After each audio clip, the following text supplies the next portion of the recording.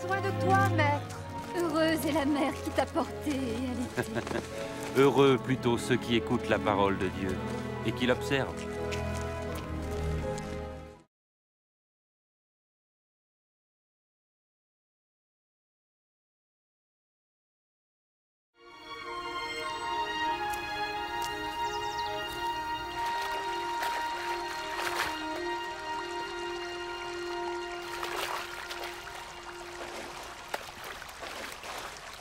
Apprends-nous à prier, comme Jean l'a appris à ses disciples.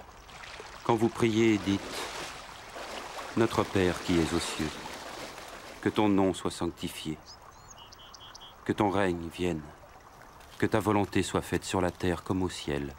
Donne-nous chaque jour notre pain quotidien. Pardonne-nous nos offenses, comme nous pardonnons aussi à ceux qui nous ont offensés. Protège-nous contre la tentation et délivre-nous du mal. »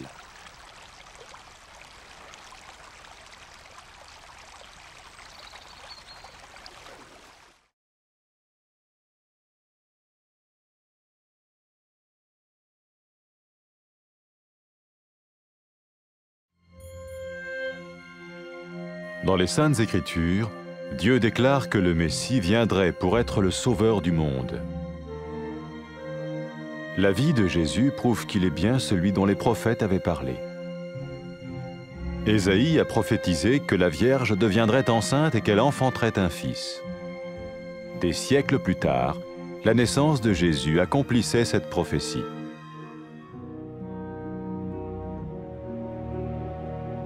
Les Saintes Écritures déclaraient que le saint à naître serait appelé le Fils de Dieu. Cela signifiait que Jésus serait le Fils de Dieu au sens spirituel et non au sens physique. Nous le voyons par sa manière de vivre. Il a guéri des malades, il a pardonné leurs péchés, les a ramenés à Dieu et leur a promis une place dans le royaume éternel de Dieu. Il s'est offert lui-même en sacrifice pour le péché à leur place. Puis il est revenu à la vie, victorieux sur la mort selon le plan de Dieu. Jésus a dit « Personne ne me prend la vie, mais je la donne de ma propre volonté. » La vie de Jésus n'a pas seulement accompli les écrits des prophètes, mais elle a aussi confirmé la vérité de la sainte parole de Dieu. Les prophètes avaient écrit « Ta parole, ô mon Dieu, est parfaite, elle dure à toujours. » Jésus lui-même a dit « Le ciel et la terre disparaîtront, tandis que mes paroles ne disparaîtront jamais. » Jésus est venu pour nous donner la vie dans toute sa plénitude. Mais quand l'homme a désobéi à Dieu dans le jardin d'Éden, il a choisi sa propre voie et ses actions l'ont séparé du Créateur.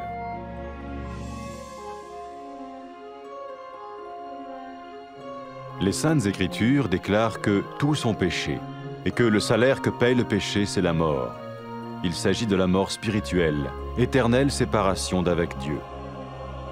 Mais tout comme Dieu a donné un bélier pour qu'il meure à la place du fils d'Abraham, ainsi il a envoyé Jésus, le Messie, mourir à notre place.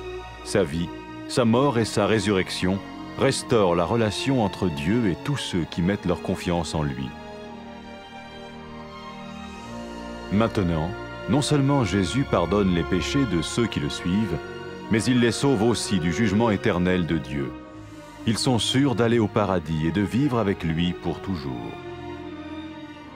C'est cette vie et cette liberté de la culpabilité et du pouvoir du péché que Jésus offre à chacun aujourd'hui. Cela ne veut pas dire suivre une religion, mais choisir d'avoir foi en Jésus qui dit « Je me tiens à la porte et je frappe.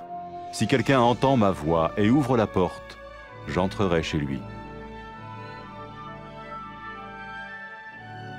Cela veut dire se tourner vers Dieu et croire que Jésus vient dans nos vies pardonner nos péchés et nous rendre tels qu'il veut que nous soyons. Il ne suffit pas d'approuver intellectuellement ce qu'il dit, ni de vivre une expérience émotionnelle. Nous le recevons par grâce, au moyen de la foi, par un acte de notre volonté. Lorsque quelqu'un est prêt à suivre Jésus le Messie, il peut lui parler par une simple prière. Peut-être êtes-vous prêt maintenant à ouvrir votre vie à Dieu. Si oui, vous pouvez vous joindre à la prière suivante, silencieusement. dans votre cœur. Seigneur Jésus, j'ai besoin de toi. Merci d'être mort sur la croix pour mes péchés.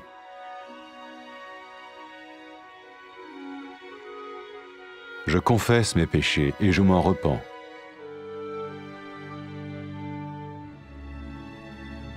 Je t'ouvre la porte de ma vie et je te reçois comme mon Sauveur et Seigneur.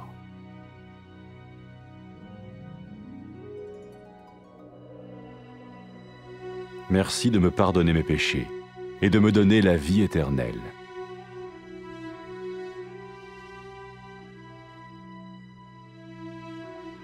Fais de moi le genre de personne que tu veux que je sois. Maintenant que je deviens l'un de ceux qui te suivent. Amen.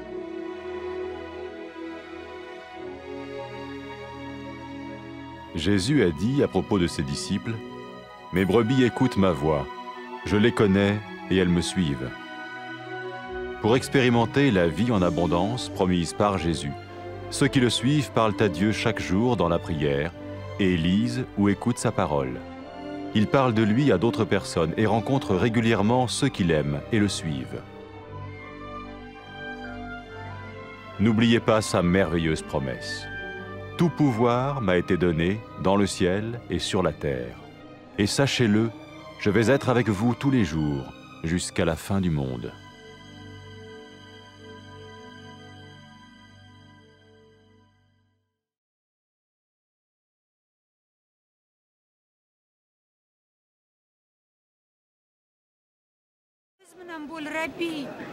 Seni tuqqan ona baxtlidir ustoz. Xudoning kalomini tinglab itoat qiluvchi baxtlirodir.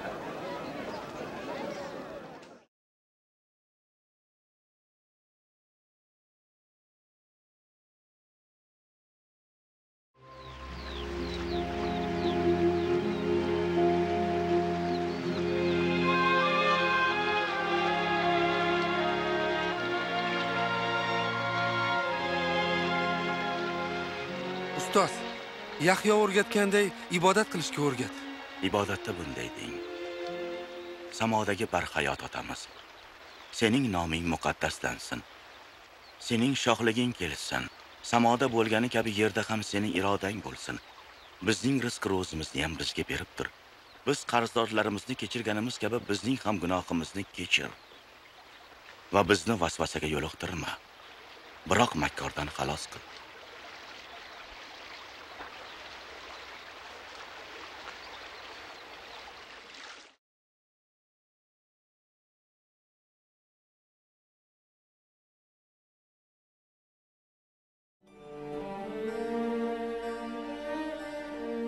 Xudo muqaddas yozuvda Masih kelib olamning qutqaruvchisi bo'lishi haqida gapirgan. Isoning hayoti haqiqatda ham payg'ambarlar bashorat qilgan shaxs o'sha ekanligi haqida bizlarga guvohlik beradi. Ishayyo qiz homilali bo'lg'ay va o'g'il tuqqay deb bashorat qilgan. Bir necha asrlar o'tgach, Isoning tug'ilishi mana shu bashoratning amalga oshishi bo'ldi. Muqaddas yozuv ilohiy yo'l bilan tug'ilgan Xudoning farzandi deb atalishi haqida ma'lum qilgan. Ya'ni Iso Xudoning o'g'li deb jismoniy ma'noda emas, balki ruhiy ma'noda ekanligini bildiradi. Biz buni u o'zining yashab o'tgan hayoti namunasida ko'rishimiz mumkin. U insonlarga shifo bergan, gunohlarni kechirgan va odamlarni Xudoga qaratib, ularga Xudoning abadiy shohligini va'da qilgan. U o'zini ularning gunohi uchun qurbon qilgan va o'lim ustidan g'alaba qozonib, qayta tirilgan. Iso shunday degan: hech kim jonimni mendan ola olmaydi. Men o'z ixtiyorim bilan uni beraman. Isoning hayoti nafaqat payg'ambarlarning bashoratlarini amalga oshirdi. Shu bilan birga Xudoning muqaddas kalomi haqiqat ekanligini tasdiqladi. Payg'ambarlar shunday aytganlar: ey Xudovand, sening kaloming abadiydir. U fazoda abadiy o'rnatilgandir. Isoning o'zi: yer va osmon bitar, lekin mening so'zlarim bitmas deb aytgan. Iso bizga to'la to'kis hayot berish uchun kelgan Biroq inson Adan bog'ida Xudoga bo'ysunmaganligi tufayli u o'z yo'lini tanladi va uning bu harakati uni yaratguvchidan judo qildi. Muqaddas yozuv hamma gunoh qilgan va gunohning evazi o'lim deb aytayapti. Bu ruhiy o'lim, ya'ni Xudodan ajralishni bildiradi. Xudo Ibrohimning o'g'li o'rniga qo'yni qanday qurbonlik qilish uchun yuborgan bo'lsa, xuddi shunday Iso Masihni bizning o'rnimizga qurbon bo'lishi uchun yubordi. Uning hayoti, o'limi va tirilishi Xudo bilan unga iymon keltirganlar orasidagi munosabatlarni qayta tikladi. Endi Isoga ergashganlarning nafaqat gunohlari kechirildi, balki ular Xudoning abadiy hukmidan ham qutqarilganlar. Xudo bilan birga jannatda abadiy yashashlariga ularning ishonchlari komil. Bugun Iso har bir insonga shunday hayotni, ya'ni gunoh va hukmdan ozod hayotni taqdim etadi. Bu din ortidan ergashish degani emas, balki mana men eshik oldida turib taqillatyapman. Kimda kim ovozimni eshitib eshikni ochsa, men uning yoniga kiraman. Men u men bilan kechki ovqatni baham ko'ramiz deb aytgan Isoga iymon keltirishni tanlash demakdir. Bu Xudoga hayot eshigini ochib, Isoga qalbimizga kirishga ruxsat berishni, undan gunohlarimizni kechirishni va u bizni istagandek o'zgartirishni so'rash demakdir. Bu faqat aytilgan fikrlar bilan rozi bo'lish yoki his-tuyg'ularga berilish emas. Biz uni inoyat orqali iymon va irodamiz harakati bilan qabul qilamiz. Iso Masihning ergashuvchilari bo'lishga tayyor bo'lgan insonlar unga oddiy ibodat orqali murojaat etishlari mumkin. Balki siz o'z yuragingizni Xudoga ochib berishga hozirning o'zida tayyordirsiz. Agar shunday bo'lsa, quyidagi ibodat orqali unga chin qalbdan murojaat etishingiz mumkin. Rabbim Iso, men senga muhtojman. Mening gunohlarim kechirilishi uchun xochda jon berganing uchun minnatdorman.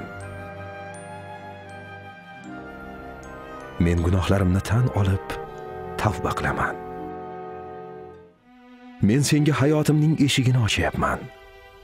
Seni o'z xaloskorim va Rabbim deb qabul qilaman. Gunohlarimni kechirganing va menga abadiy hayot sovg'a qilganing uchun minnatdorman.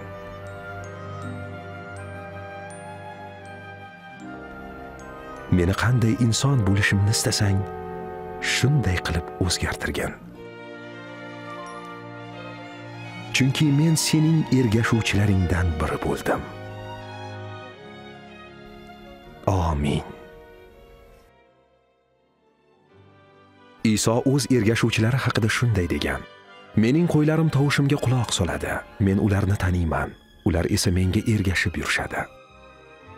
Iso bizlarga va'da bergan farovon hayotni boshdan kechirish uchun uning ergashuvchilari har kuni u bilan ibodat orqali muloqot qiladilar va uning kalomini o'qiydilar yoki tinglaydilar. Ular boshqalarga Iso Masih haqida gapirib beradilar va doimiy ravishda uning orqasidan ergashib, uni sevadiganlar bilan uchrashib turadilar. Uning ajoyib va'dasini esda saqlanglar. Menga osmonda ham, yerda ham butun hokimiyat berilgandir. Mana men har kuni dunyoning oxirigacha sizlar bilan birga bo'laman.